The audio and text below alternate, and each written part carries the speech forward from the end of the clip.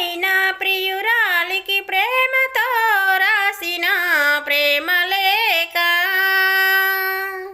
స్వయమైన చేతులతో ముక్కలుగా సింపిందే మనసు లేక.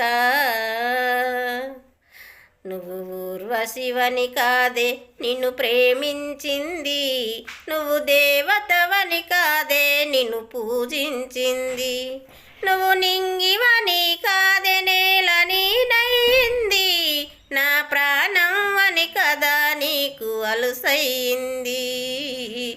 రతలో లేని రథమ్మ, చెప్పలేనంత బాధమ్మ, గుండెలో నీదే పేరమ్మ, చెరిపిన పోనే పోదమ్మ.